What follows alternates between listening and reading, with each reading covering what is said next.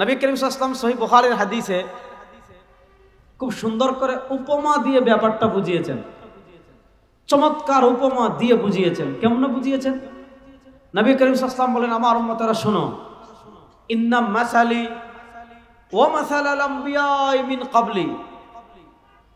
রাসূলুল্লাহ সাল্লাল্লাহু আলাইহি ওয়াসাল্লাম বলেন, নিশ্চয়ই আমার উপমা ওয়া মাসালাল আমবিয়া মিন ক্বাবলি, আল্লাহ আমার পূর্বে দুনিয়াতে যত নবী পাঠিয়েছেন, আল্লাহ আমার পূর্বে দুনিয়াতে যত রাসূল পাঠিয়েছেন, তাদের উপমা কার মতো?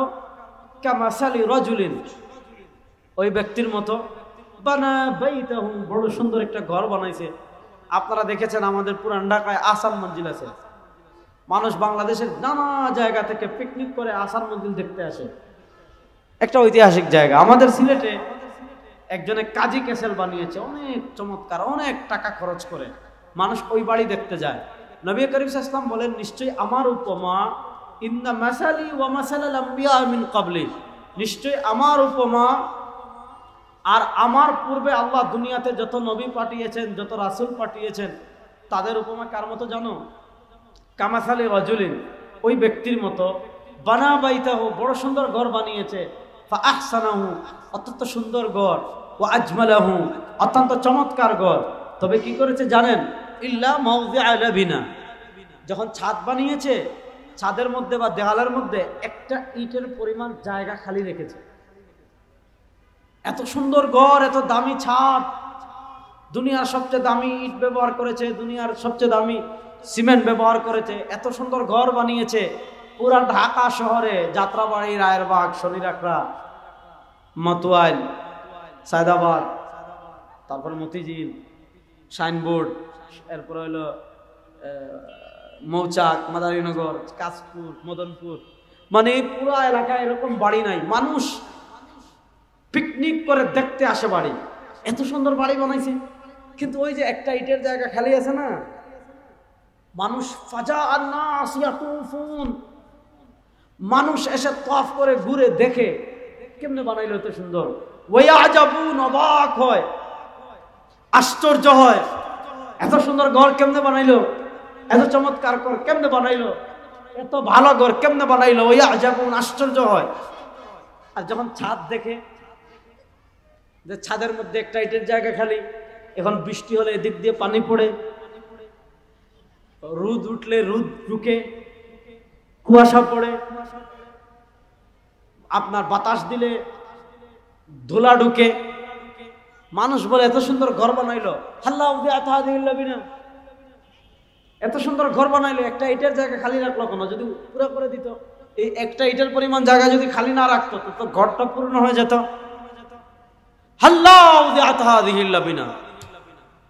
এত সুন্দর ঘর বানাইলো, এত সুন্দর বিল্ডিং বানাইলো, এত সুন্দর বাড়ি বানাইলো, একটা ইটের জায়গা খালি রাখলো কেন? যদি ওই ইটের জায়গা পূর্ণ করে দিত, ঘরটা সুন্দর হয়ে যেত।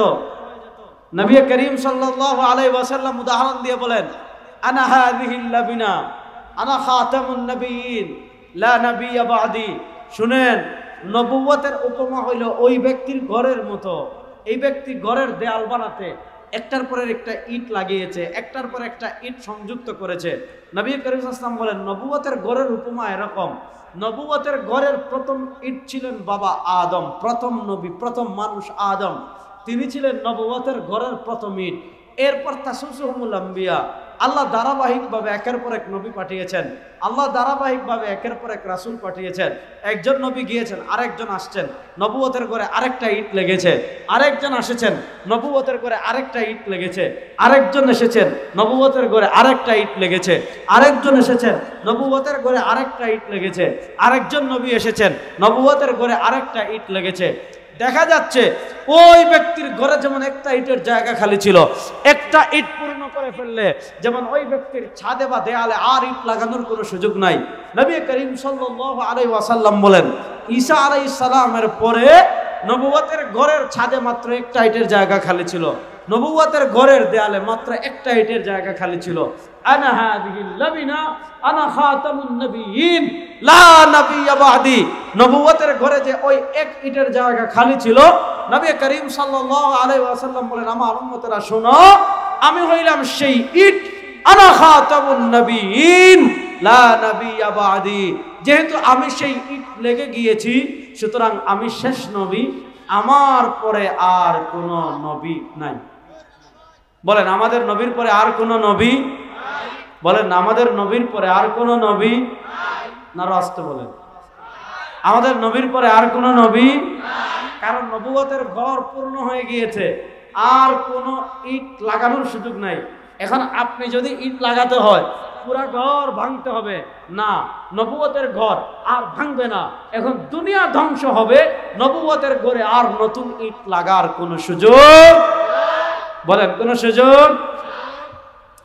নবী করিম সাল্লাল্লাহু আলাইহি ওয়াসাল্লাম তাবুক যুদ্ধে যাচ্ছেন, তাবুক যুদ্ধে। হাদিসটা বুঝেন।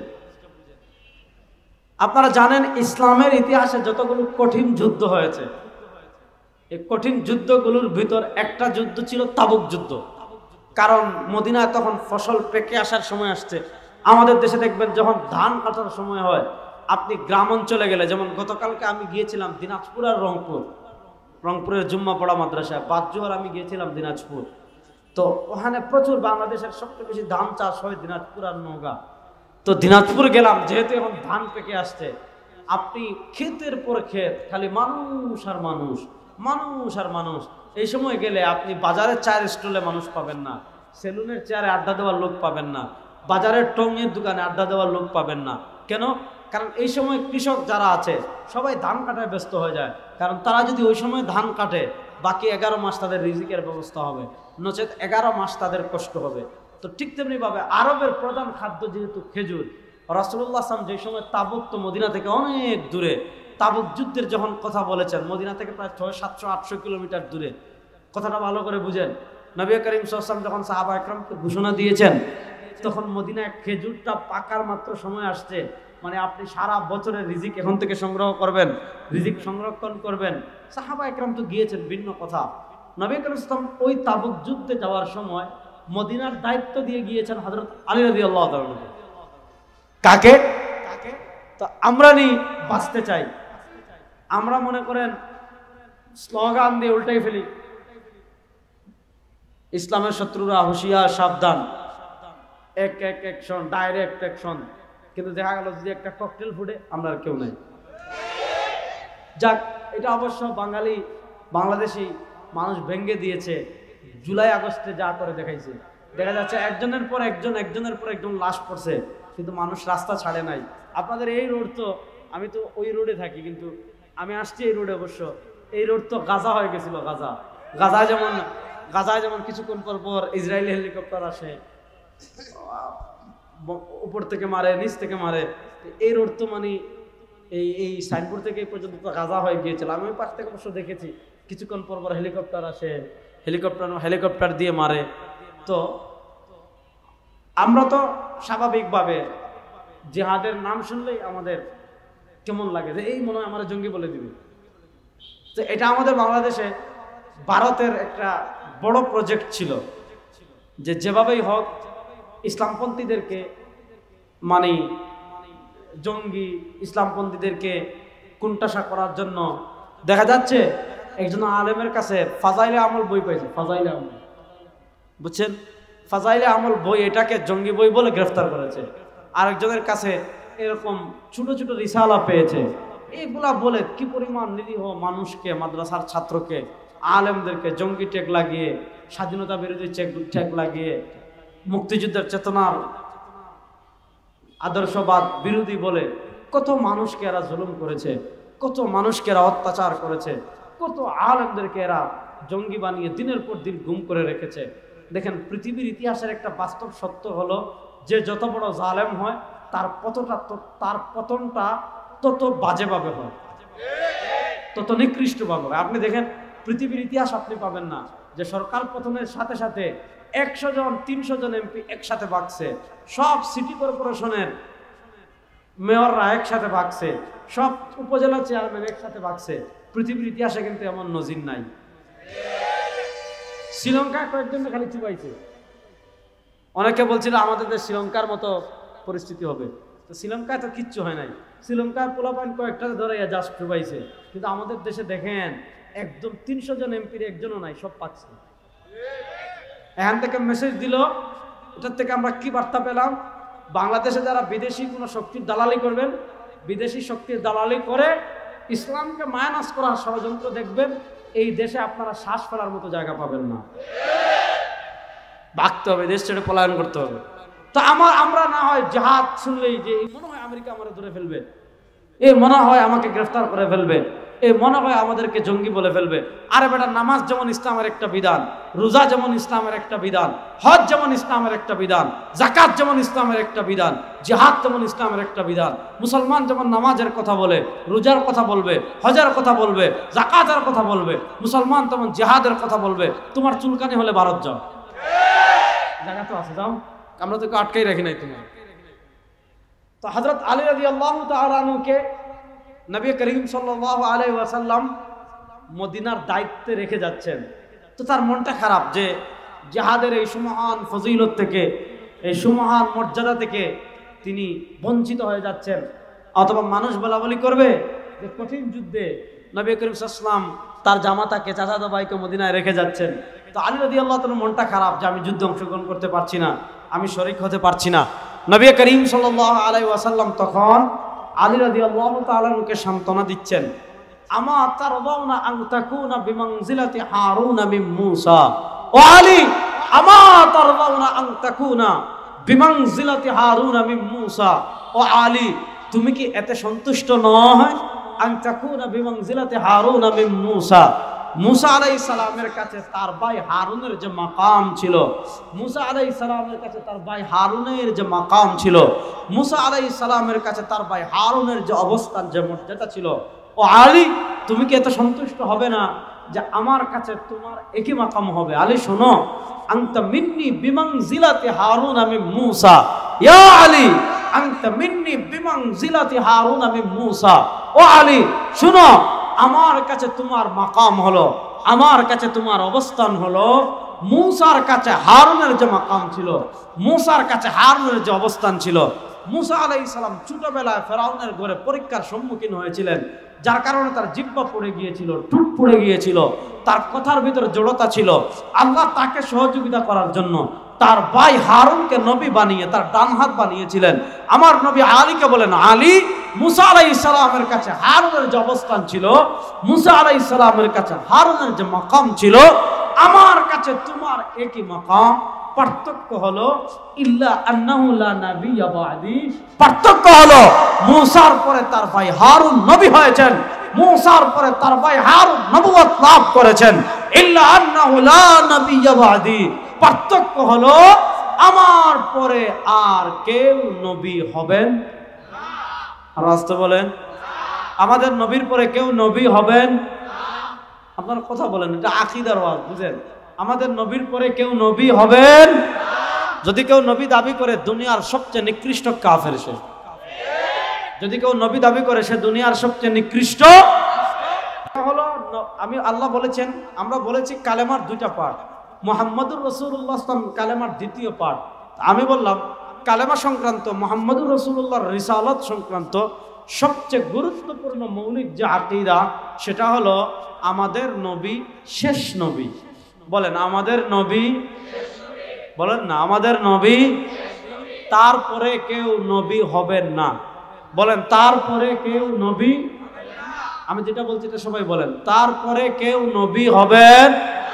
এখন কেউ যদি নবী দাবি করে, আর আসতে বলেন কি?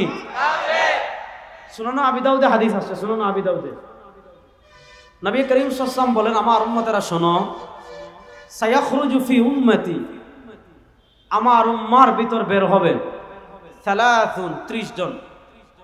কোন কোন বর্ণনায় পাওয়া যায় এই 30 জনের ভিতর 4 জন হবে মহিলা। 4 জন হবে কি? মহিলা। এদের পরিচয় কি? দাজ্জালুন, এই 30টা হবে দাজ্জাল।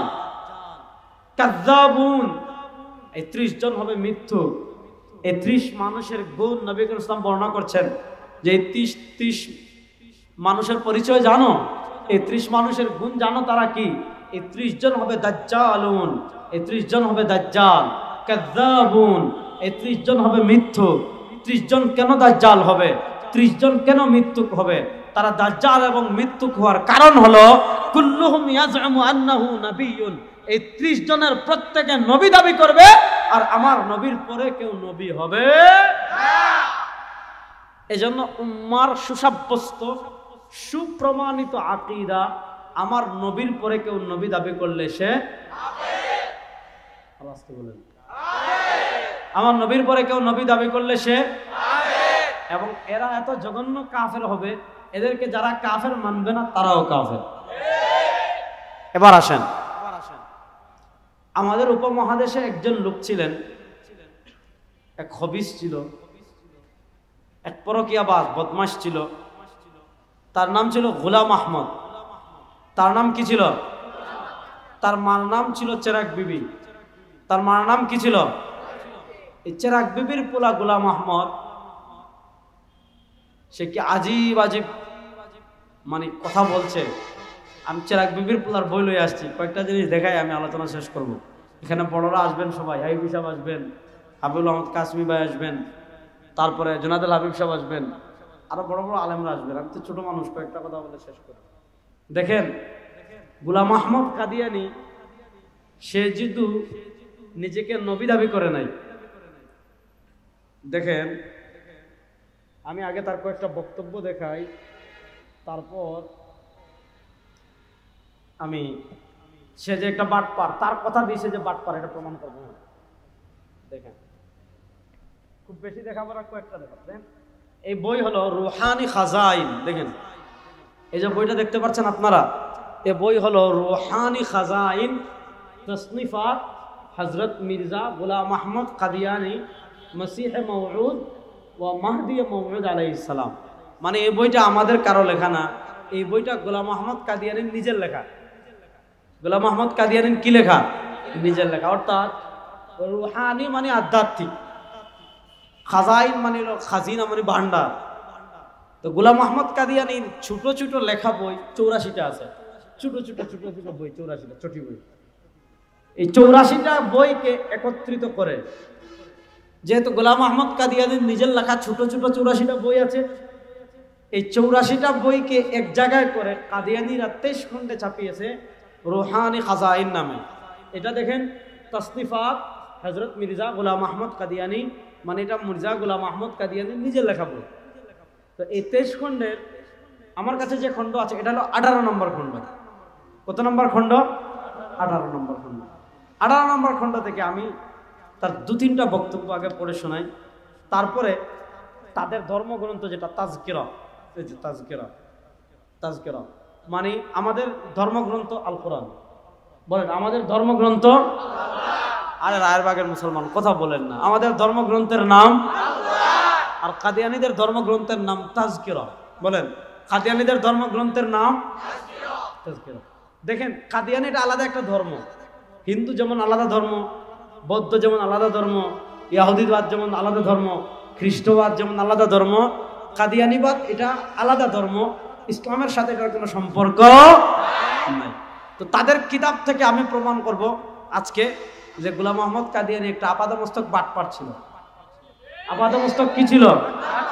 এটা আমি আজকে তাদের কিতাব থেকে প্রমাণ করে যাব ইনশাআল্লাহ।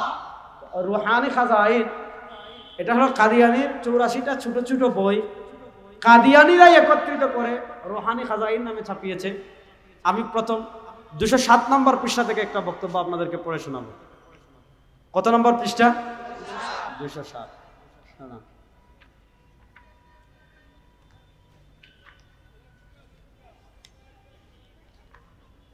এই যে এই 207 নম্বর 18 নম্বর খণ্ড, পৃষ্ঠা নম্বর 207। ছোট্ট বইয়ের নাম এক গলতি কা এজালা, একটি ভুলের অপনোদন, একটি ভুলের সংশোধন, যাই বলেন। এক গলতি কা ইজালা, এক গলতি কা ইজালা, একটি ভুলের কি সংশোধন। দেখেন, এই বইয়ের 207 নম্বর পৃষ্ঠা সে লিখেছে, কোরআনুল কারীমের একটা আয়াত আছে, মুহাম্মাদুর রাসূলুল্লাহ ওয়াল্লাযীনা মাআহু আশিদ্দাউ আলাল কুফফারি রুহামাউ বাইনাহুম, রুহামাউ বাইনাহুম। বলা হচ্ছে মুহাম্মাদুর রাসূলুল্লাহ। স্বাভাবিকভাবে আমরা কালিমা তয়্যিবা যখন মুহাম্মদ পড়ি, মোহাম্মদ বললে আমরা আমাদের নবীকে বুঝি, মোহাম্মদ বললে আমরা মদিনাওয়ালাকে বুঝি, মোহাম্মদ বললে আমরা কামলিওয়ালাকে বুঝি, মোহাম্মদ বললে আমরা দুজাহানের বাদশাকে বুঝি, মোহাম্মদ বললে আমরা আমাদের নবীকে বুঝি যিনি মদিনায় ঘুমিয়ে আছেন। দেখেন গোলাম মোহাম্মদ কাদিয়ানি, সে মোহাম্মদুর রাসূলুল্লাহ এই আয়াত ঠিকই পড়ে, কিন্তু সে লিখতেছে মোহাম্মদুর রাসূলুল্লাহ। আছেন দেখেন, इस वही इलाही में मेरा नाम मोहम्मद रखा गया और रसूल भी। সে বলেছে এই যে আল্লাহ মোহাম্মদ বলেছেন, মানে এই আয়াতে আল্লাহ মোহাম্মদ বলে তার নাম আল্লাহ মোহাম্মদ রাখছেন। মানে এই মোহাম্মদ মানে মদিনার মোহাম্মদ না, এই মোহাম্মদ মানে কামলিওয়ালা না, এই মোহাম্মদ মানে দুজাহানের বাদশাহ না। সে বলছে ইস ওয়াহি ইলাহি মে আল্লাহ মেরা নাম মোহাম্মদ রাখা, এই ওহি ইলাহিতে আল্লাহ আমার নাম মোহাম্মদ রেখেছেন। আর আল্লাহ যে বলেছেন মুহাম্মদুর রাসূলুল্লাহ, মুহাম্মদ আল্লাহর রাসূল, কাদিয়ানি বলছে এই রাসূলুল্লাহ মানে আল্লাহ আমাকে বলেছেন মুহাম্মদ, আর আল্লাহ আমাকে বলেছেন আমি আল্লাহর রাসূল। এবার আর ওয়াজ করব, শেষ ওয়াজতে নেই শেষ। এবার আপনারা বলেন, কেউ যদি বলে মুহাম্মদুর রাসূলুল্লাহ মানে আমি, আর এই আয়াতে আল্লাহ আমাকে রাসূল বলেছেন, আচ্ছা আপনারা এই ফতোয়া দেন, সে মুসলমান না কাফের? ওয়াজ তো শেষ, ফতোয়া দেন, মুসলমান না কাফের? কত নিকৃষ্ট জানোয়ার হইলে, কত নিকৃষ্ট জানোয়ার হইলে সে বলতে পারে যে দেখেন কাদিয়ানিরা কিন্তু মুহাম্মদুর রাসূলুল্লাহ পড়ে। এবার বুঝেন, কাদিয়ানিরা কালেমা তয়্যিবা পড়বে, লা ইলাহা ইল্লাল্লাহ মুহাম্মদুর রাসূলুল্লাহ পড়বে। কাদিয়ানিরা আযান দিবে আশহাদু আন্না মুহাম্মাদার রাসূলুল্লাহ। কাদিয়ানিরা কালেমা শাহাদা পড়বে, ও আশহাদু আন্না মুহাম্মাদান আবদুহু ওয়া রাসূলুহু, সব পড়বে, ঠিক আছে। কিন্তু তারা যখন মুহাম্মদ পড়ে, এই মুহাম্মদ মানে কে বুঝছেন নি? বলেন না কে? মির্জা গোলাম আহমদ কাদিয়ানি। এবং সে নিজেই বলেছে যে আল্লাহ মুহাম্মদ বলে তার নাম মুহাম্মদ রেখেছেন। এবার আপনারা বলেন, কেউ যদি বলে মুহাম্মদুর রাসূলুল্লাহ এই আয়াতে আল্লাহ আমাকে মুহাম্মদ বলেছেন, আমাকে রাসূল বলেছেন, এর চেয়ে বড় কাফের, এর চেয়ে বড় বেঈমান, এর চেয়ে বড় বদমাশ, এর চেয়ে বড় ইতর আল্লাহর জমিনে আর কেউ নাই।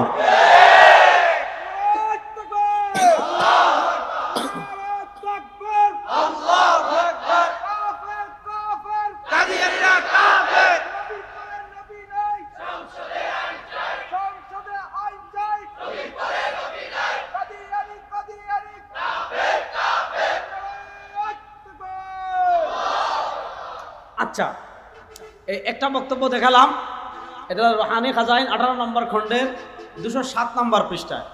207 নম্বর পৃষ্ঠার পরে 211 নম্বর পৃষ্ঠায় সে এখানে লিখতেছে, এখানে আরো জঘন্য কথা লিখতেছে।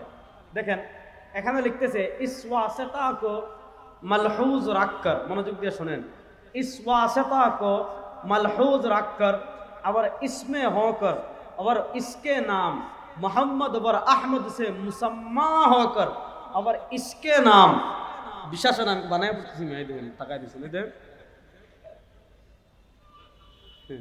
और इसके नाम मोहम्मद और अहमद नाम से मुसम्मा होकर, एरपर लिखते से मैं मानी की आमी, बोले ना मैं मानी की आमी, लिखते मैं रसूल भी हो वर नबी भी हो, যে আমি রাসূলও আমি নবীও।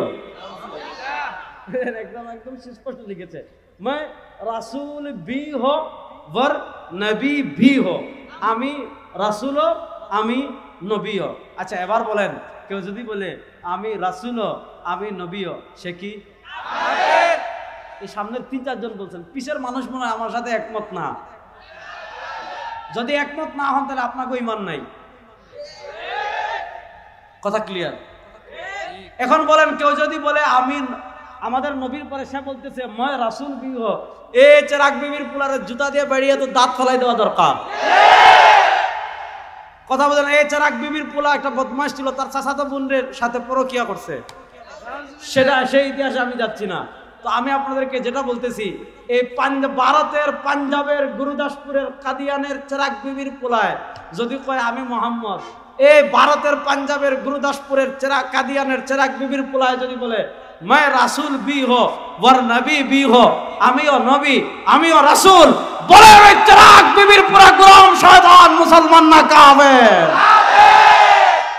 আপনি বাংলাদেশের সংসদে বসে কাদিয়ানির দালালি করবেন, এই দিন শেষ। বলেন সেই দিন শেষ। বাংলাদেশের টিভি টকশোতে বসে কাদিয়ানির দালালি করবেন, সেই দিন শেষ। বাংলাদেশে আপনি মানবাধিকারের কথা বলে কাদিয়ানীদের পক্ষে দালালি করবেন, সেই দিন শেষ। এই আমার নবীর সবচেয়ে বড় দুশমন হলো গোলাম আহমদ কাদিয়ানীর অনুসারীরা। সুতরাং এই গোলাম আহমদ কাদিয়ানীদেরকে বাংলাদেশের মুসলমান পরিচয়ে আর কোন ইজতেমাই দেশে করতে দেওয়া হবে না, হবে না, হবে না। নারে তাকবীর, নারে তাকবীর, আল্লাহু আকবার। ইসলামের শত্রুরা হুঁশিয়ার সাবধান। তারা কি স্লোগান দেবে? আপনি একটা বলতেছেন, উনি আরেকটা বলতেছেন। যাক, আমি যেই করে আপনাদেরকে বুঝাতে চাচ্ছি এটা ভালো করে বুঝেন। আমাদের নবীর পরে কেউ যদি তাকে মুহাম্মদ, কেউ যদি তাকে নবী, কেউ যদি তাকে রাসূল বলে, সে মুসলমান না কাফের? দেখেন, সে শুধু মুহাম্মদ দাবি করছে, ব্যাপারটা এমন না। আস্তে আস্তে মারা যাবেন, মানে তার মাথায় একটা তারও ঠিক ছিল না। মানে সে এই পরিমাণ পাগল ছিল যে পাবনা পাগলাগার তার চিকিৎসার কোনো সুরতি নেই। এর প্রমাণ কি দেখেন, আরেকটা প্রমাণ দেখাই, তাহলে বুঝবেন এই কথাটা আমি কেন বললাম। এই দেখেন, এটা হলো রোহানি খাজাইন, 22 নম্বর খণ্ড। আগে দেখাইছি 28 নম্বর খণ্ড থেকে, আর পরে দেখাইতেছি 22 নম্বর খণ্ড থেকে। দেখেন, এটা হলো 22 নম্বর খণ্ডের 521 নম্বর পৃষ্ঠা, 521 নম্বর পৃষ্ঠা। বইয়ের নাম হলো তাতিম্মা হাকিকাতুল ওয়াহি। বুঝেন, 5 নম্বর খণ্ডের 521 নম্বর পৃষ্ঠা, বইয়ের নাম তাতিম্মা হাকিকাতুল ওয়াহি, মানে ওয়াহির বাস্তবতা। দেখেন, যেখানে নবীর পরে একজন নবী দাবি করলে কারো ঈমান যায়। দেখেন, এ বলদের বাচ্চা বলদ কি লিখে নিজেরা। দেখেন, 1 নম্বরে বলেছে मैं सू जैसा के বারাহিন আহমদিয়া মে খুদা ने फरमाया। বারাহিন আহমদিয়া কাদিয়ানির লেখা আরেকটা কিতাব। সে বলেছে বারাহিন আহমদিয়ায় আল্লাহ বলেছেন। আল্লাহ কি বলেছেন? मैं आदम हो, সে বলছে আমি হইলাম আদম। এরপরে বলছে मैं নূহ हो, আমি হইলাম নূহ। এরপরে বলেছে मैं ইব্রাহিম हो, আমি হইলাম ইব্রাহিম। এরপরে বলেছে मैं ইসহাক हो, আমি হইলাম ইসহাক। এরপরে বলেছে मैं ইয়াকুব हो, আমি হইলাম ইয়াকুব। এরপরে বলেছে मैं ইসমাইল हो, আমি হইলাম ইসমাইল। তারপরে বলেছে मैं मूसा हो, আমি হইলাম मूसा। তারপরে বলেছে मैं দাউদ हो, আমি হইলাম দাউদ। তারপরে বলেছে मैं ঈসা ইবনে মারইয়াম हो, আমি হইলাম ঈসা। তারপরে বলেছে मैं মুহাম্মদ সাল্লাল্লাহু আলাইহি ওয়াসাল্লাম हो, আমি হইলাম মুহাম্মদ। দেখেন, এই যে দেখেন, আমি এই 12টা দেখেন, আমি এই যে দাগ দিয়ে রাখছি এখানে। সে একজন নবী দাবি করে নাই। বলছে 1 নম্বরে বলেছে আমি আদম, 2 নম্বরে বলেছে আমি নূহ, 3 নম্বরে বলেছে আমি ইব্রাহিম, 4 নম্বরে বলেছে আমি ইসহাক, 5 নম্বরে বলেছে আমি ইয়াকুব, 6 নম্বরে বলেছে আমি ইসমাইল, 7 নম্বরে বলেছে আমি মূসা, 8 নম্বরে বলেছে আমি দাউদ, 9 নম্বরে বলেছে আমি ঈসা, 10 নম্বরে বলেছে আমি মুহাম্মদ। এবার বলেন, কেউ যদি নিজের 10 জন নবী দাবি করে, না আরো আসতে বলেন, আরো আসতে বলেন, আরো আসতে বলেন। এবার বলেন, যে বদমাশ নিজের 10 জন নবী দাবি করছে, ওই বদমাশের পক্ষে যদি কেউ টিভি টকশোতে দালালি করে, সে মুসলমান না কাফের? ওই বদমাশের পক্ষে যদি কেউ সংসদে দালালি করে, সে মুসলমান না কাফের? বাংলাদেশে যেমন ভারতের দালালদেরকে আমরা পিটিয়ে বিদায় করেছি, কাদিয়ানীদের দালালকেও আর এই দেশে দালালি করতে দেওয়া হবে না, ইনশাআল্লাহ। বলেন, নবী করিম সাল্লাল্লাহু আলাইহি ওয়াসাল্লামের এই খতনা নবুয়তের ইজ্জতের চাদর ধরে টানাটানি করবে, তাদেরকে আমরা চুমু দিব না? আসতে বলেন, তাদেরকে আমরা চুমু দিব? তাদের সাথে আমাদের কোনো আপোষ কখনো ছিল না, হবে না। এজন্য এই দুনিয়ার সবচেয়ে নিকৃষ্ট কাফের কাদিয়ানীরা। বলেন, এই দুনিয়ার সবচেয়ে নিকৃষ্ট কাফের কারা? আর আসতে বলেন, এই দুনিয়ার সবচেয়ে নিকৃষ্ট কাফের কারা? এটা যেটা সন্দেহ করবে তার ঈমান থাকবে। দেখেন, সে শুধু নবী দাবি করে শেষ করে নাই, কথাটা বুঝেন। কাদিয়ানী শুধু নবী দাবি করে তার বক্তব্য শেষ করে নাই, তার আরেকটা বক্তব্য ছিল যে নবী করিম সাল্লাল্লাহু আলাইহি ওয়াসাল্লামের উপর যেমন ওহী আসতো, আমাদের নবীর উপর ওহী আসতো কি আসতো না? বলেন, আমাদের নবীর উপর ওহী আসতো কি আসতো না? তো কাদিয়ানির আরেকটা মৌলিক দাবি ছিল যে আমাদের নবী করিম সাল্লাল্লাহু আলাইহি ওয়াসাল্লামের উপর যেমন ওহী আসে, গোলাম আহমদ কাদিয়ানির উপর তেমন ওহী আসে। এবং সে কি লিখেছে আমি দেখাই। এই বইয়ের 220 নম্বর পৃষ্ঠায়, 200 কত নম্বর পৃষ্ঠায়, এই যে দেখেন, বইয়ের নাম হাকিকাতুল ওয়াহি, ওয়াহির বাস্তবতা। এই দেখেন আমি দাগ দিয়ে রাখছি, এখানে লিখছে मैं खुदा ताला की कसम कहा कर कहता हूं, এটা গোলাম আহমদ কাদিয়ানি বলতেছে যে আমি আল্লাহ তাআলার কসম করে বলছি, मैं खुदा ताला की कसम कहा कर कहता हूं, আমি আল্লাহ তাআলার কসম করে বলি, मैं उन इलाहामात पर, আমি সেই ইলহামগুলোর উপর इसी तरह ईमान लाता हो, এমন ভাবে বিশ্বাস করি जैसा कि कुरान शरीफ पर और खुदा की दूसरी किताबों पर, যেমন ভাবে ঈমান আনি কুরআনুল কারীমের উপর এবং অন্যান্য কিতাবের উপর। और जिस तरह मैं कुरान शरीफ को यकीनी और कतई तौर पर खुदा का कलाम जानता हो, এই পয়েন্টটা মনোযোগ দিয়ে বুঝেন। সে বলতেছে আবার जिस तरह मैंने, এবং যেভাবে আমি कुरान शरीफ को, कुरान मजीद के यकीनी अकट्ट और कतई तौर पर, যেমন ভাবে আমি কোরআনকে অকাট্য ভাবে खुदा का कलाम जानता हो, আল্লাহর কিতাব বলে বিশ্বাস করি, उसी तरह उस कलाम को भी जो मेरे पर नाजिल होता है खुदा का कलाम यकीन करता हूँ। অর্থাৎ কোরআন যেমন আল্লাহর কিতাব বলে আমি বিশ্বাস করি, ঠিক তেমনি ভাবে আমার উপর যে ওহীগুলো অবতীর্ণ হয় এগুলোকে আমি কোরআনের মতো বিশ্বাস করি। আচ্ছা ঠিক আছে, আমরা কিছু সময়ের জন্য মেনে নিলাম যে তুমি বলতেছো তোমার উপর ওহী। আচ্ছা বলেন, কেউ বলছে আমার উপর এগুলো ওহী আসছে, এরপরে দেখা গেল আসলে সে ওহী বলে যে কথাগুলো বলছে এই কথাগুলোর সাথে বাস্তবতার কোনো মিল নাই, সে বলেছে একটা হইছে আরেকটা, তাহলে এগুলো ওহী না বন্ডামি? আচ্ছা আমাদের নবী করিম সাল্লাল্লাহু আলাইহি ওয়াসাল্লামের উপর কোরআন ওহী এসেছে, কোরআনুল কারীমের একটা আয়াত বাদ দেন, কোরআনুল কারীমের একটা হরফ বাদ দেন, কোরআনুল কারীমের একটা নুকতাকে ভুল প্রমাণ কিয়ামত পর্যন্ত কেউ করতে পারবে না। আর আসতে বলেন, আল্লাহর কালাম ওহী এসেছে কোরআন, ওহী কি? আরে বেগুন বলেন না, ওহী কি? কোরআন। কোরআনুল কারীমের একটা নুকতাকে কেউ কিয়ামত পর্যন্ত ভুল প্রমাণ করতে পারবে? বলেন না, কিয়ামত পর্যন্ত কেউ ভুল প্রমাণ করতে পারবে? কিয়ামত পর্যন্ত কেউ ভুল প্রমাণ করতে পারবে? এবার সে নিজে বলেছে যে আমার উপর যে ওহীগুলো এসেছে এই ওহীগুলোকে আমি কোরআনের মতো অকাট্য বলে বিশ্বাস করি।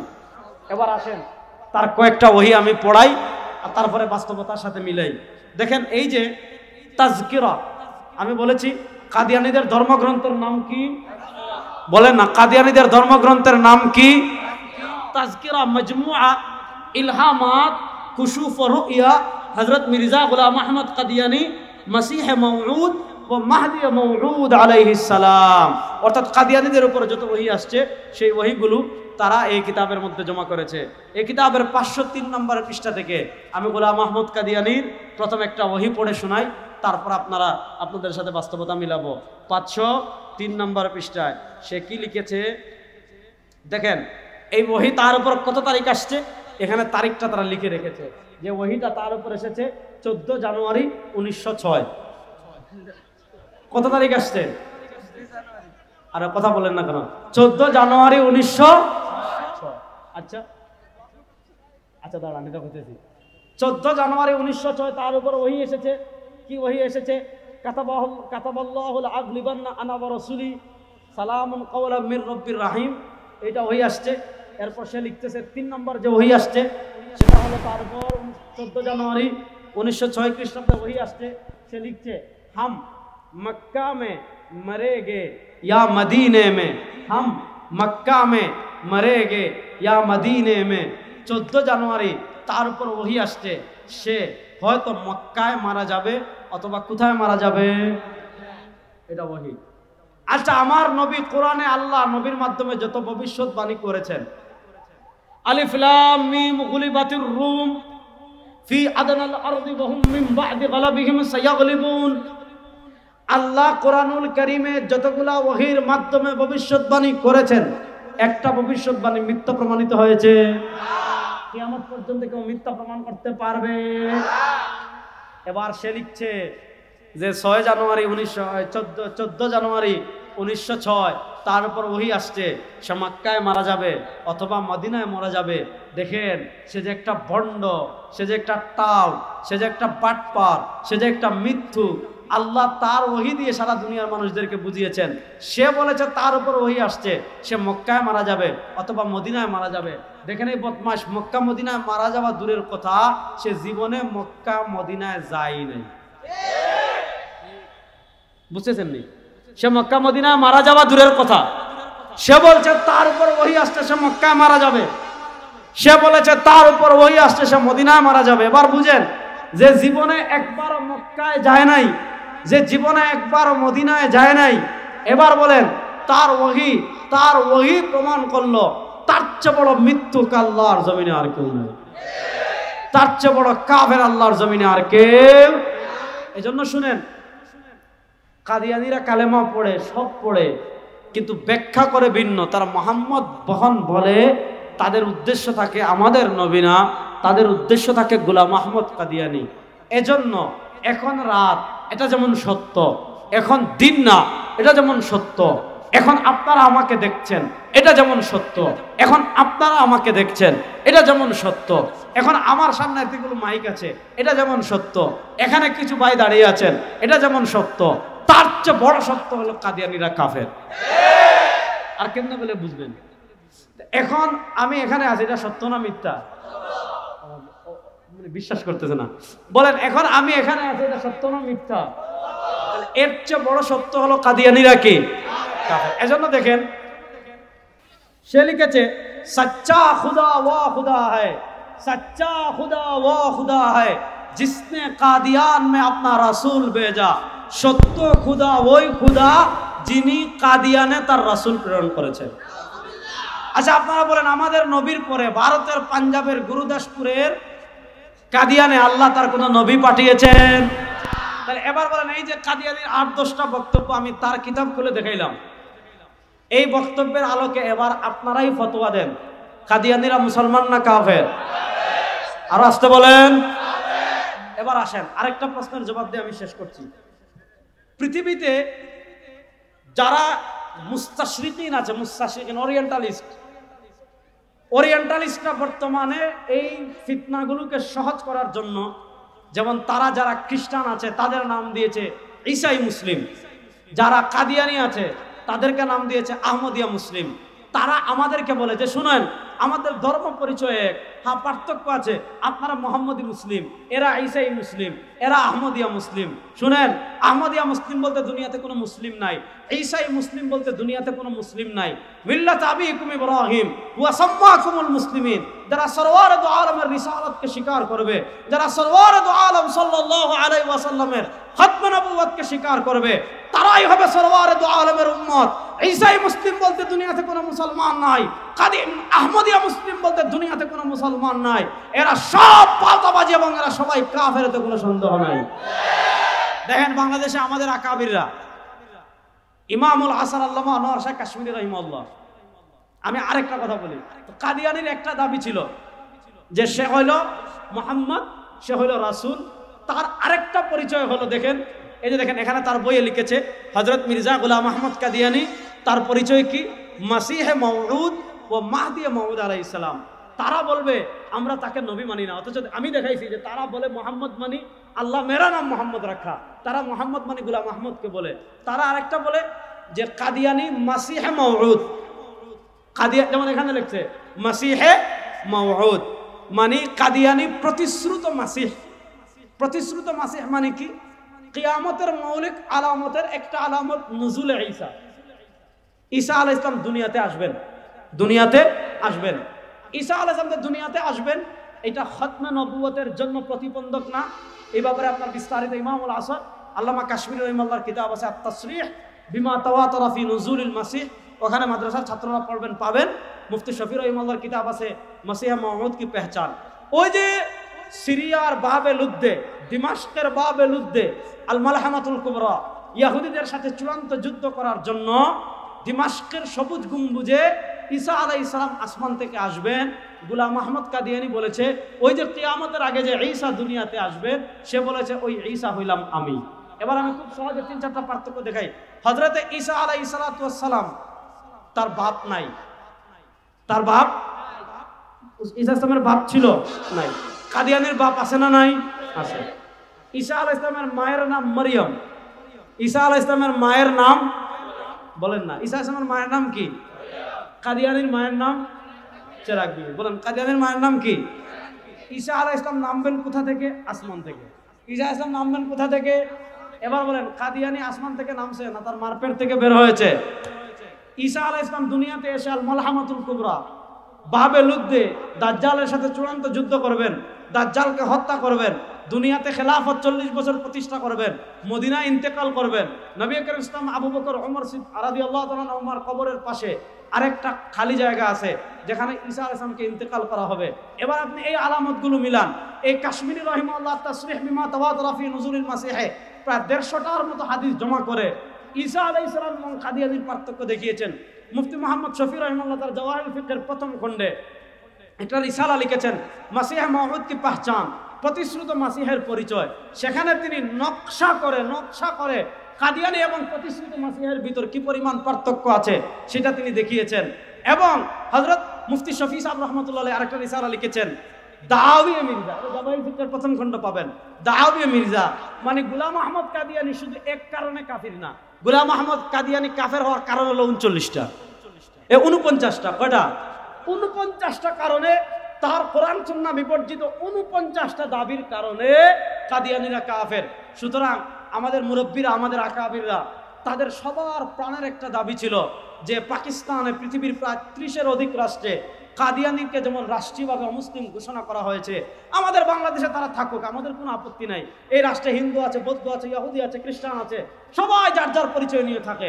হিন্দুরা তাদের হিন্দু পরিচয় পূজা করে, খ্রিস্টানরা তাদের খ্রিস্টান পরিচয় ক্রিসমাস ডে পালন করে, বৌদ্ধরা তাদের বৌদ্ধ পরিচয় বৌদ্ধ পূর্ণিমা করে, কাদিয়ানীরা কাফের পরিচয় ইস্তেমানা আসমান করুক, আমাদের কোনো আপত্তি নাই। কিন্তু সরলমনা মুসলমানদেরকে মুসলমান পরিচয়ে, সরওয়ারে দু আলমের উম্মত পরিচয়ে ইস্তেমা করবে, আর বাংলাদেশে যারা মসজিদ বানিয়ে ফেলবে, স্বৈরাচার বাংলাদেশ থেকে বিদায় নিয়ে নিয়েছে, আল্লাহর নবীর সবচেয়ে জঘন্য দুশমন কাদিয়ানীদেরকে বাংলাদেশে মুসলমান পরিচয়ে আর 1 ইঞ্চি ছাড় আমরা দেব না ইনশাআল্লাহ।